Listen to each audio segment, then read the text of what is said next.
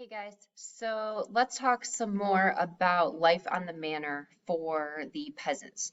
Life is not great. I'm going to reiterate one more time to you guys that you are not slaves if you are peasants on this manor. You are tied to the land. You are not tied to the person who owns it, the vassal. They do not own you. They cannot sell you. They cannot, um, that they don't own you at all. You are not a slave. However, you really do rely on them. It's very important because you have that symbiotic relationship. So, what we have here is actually a diagram that kind of shows you a little bit what one of these manors might look like. So, the land is going to stretch all the way back here. All of this would belong to the vassal. So in our school example, that would be your teachers. We would each have this huge sprawling piece of land here.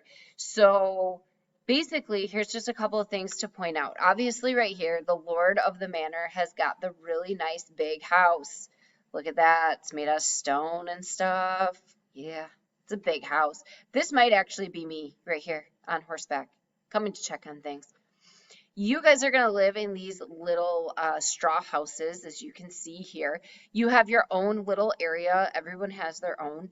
Um, there's a spot where you can have your own garden. You would be able to keep anything that you grew right here inside of your own garden.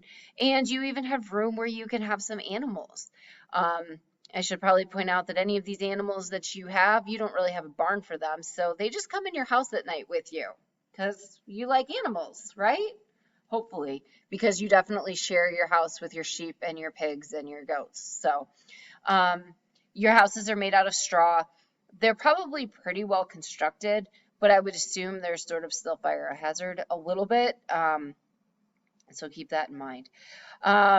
If you look around the manor, you can see people as they are moving around. Over here, we've got somebody who's got some things in a cart.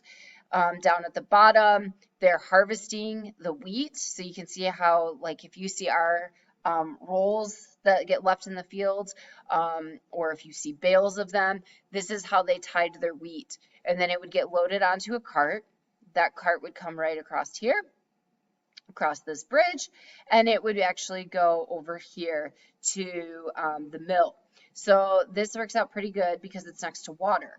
They're going to use this water power to actually make this turn, and that's going to work the gears on the inside that are actually going to crush that wheat and turn it into flour. And then you can see these guys are actually bringing it out in the bags and loading it up because it's already been turned into flour. So now they've got giant bags of flour. Back here, you've got a blacksmith. Their job would be doing anything iron that needed to be done. So this could be horseshoes, this could be wagon parts, this could be anything that hooks your horses up to the carts that they're pulling, or perhaps oxen, anything like that. On the manor, remember, it's self-sufficient. Everything you need is right there on the manor. There's no reason to leave. You don't go to another manor. You stay here like your entire life. Your lords can leave, but you guys don't. So, let's see here. We also have the church. This is going to be important. It's a small piece of land. You can see it's even got the little cemetery there. Because on Sundays, the workers would actually be allowed to go and worship. So they would have church services. There's a little well right here so we can get water. There's another little house back here. There's a couple of people who could live here. This could actually be somebody from the Lord's family that could be living there. It could actually be like the parish priest maybe who is here, who wouldn't necessarily be working on the farm, so wouldn't, have that same living conditions as you guys as peasants. But so everything's right here. Also not pictured here would be other important things. There's probably a bakery. Basically anything you need, right? It's all in the same spot because it's self-sufficient. There's sheep over here out in the field. So life is, oh, that's annoying. Life is definitely rough for you guys if you are living here. Your working conditions are not fantastic. You're probably working 6 hours a day. I mean, 6 days a week, and you're probably working 12 to 14 hours a day. Um, from there, you are also going to work most days of the year. Sundays, usually in most places, you would have off. The only holidays you get off are Christmas and Easter. That's because those were religious holidays, which were key to everybody.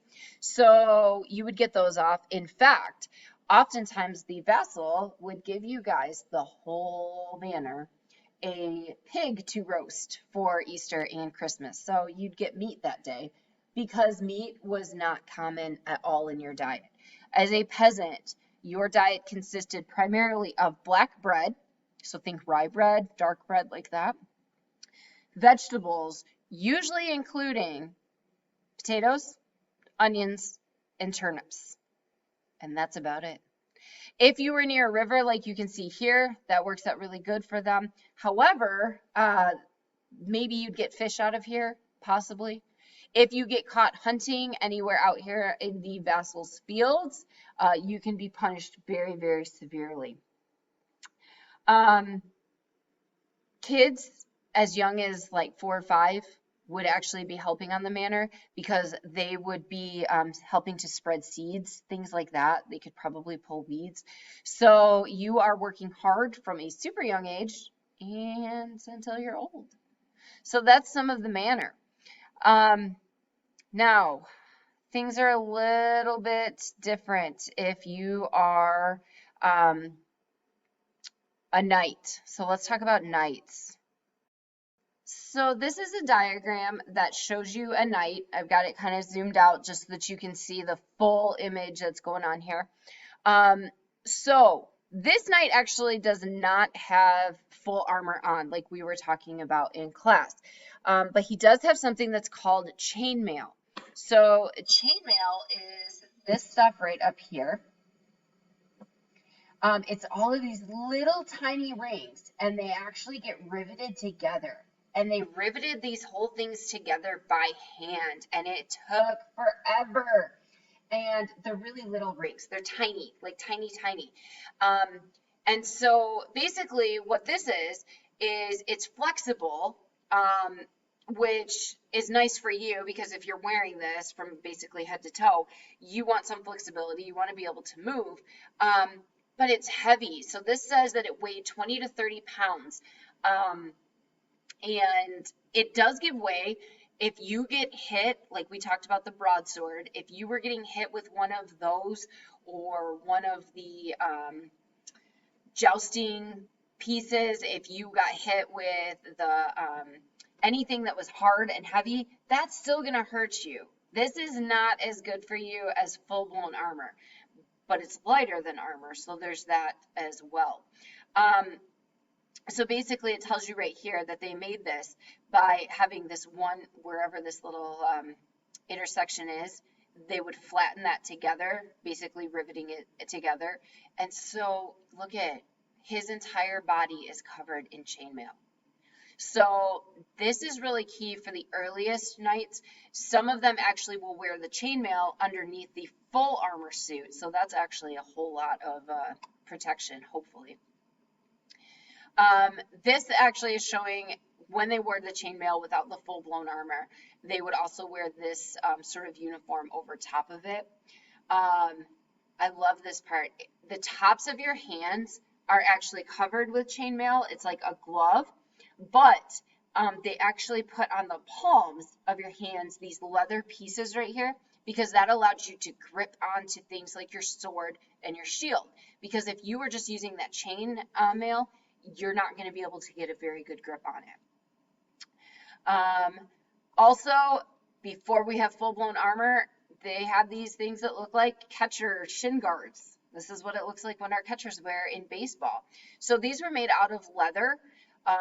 Leather has historically been used in the military because it helps with that slashing. It helps to protect your body parts from anything with a sharp blade. Here is this giant sword.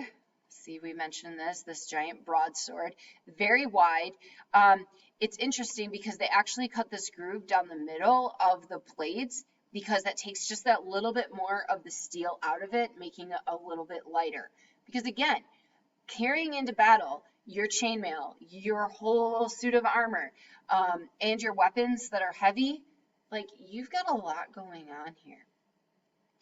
I love here that they show you, especially because you do have that chainmail in your hands. This is why they put this giant knob on the end of your sword so that it doesn't slide out of your hands. You definitely don't want that to happen. Same with this piece. This is actually if your enemy is thrusting at you, this helps their blade from actually stopping before it hits your hand. So it's just a little bit more protection for your hand. And then, of course, you can see how huge this broadsword is. This says that it's made out of steel 31 inches long. So it's literally, the blade is almost an entire yard long. So think about a yardstick and how huge that is and how you would be carrying that into battle. And then here, of course, is the scabbard. This is what they would carry that in. As time goes on, of course, we will be seeing full-blown armor going on, which is very heavy, but offers a whole lot more protection. So this is kind of just a quick overview of what it looked like to be a knight and going into battle.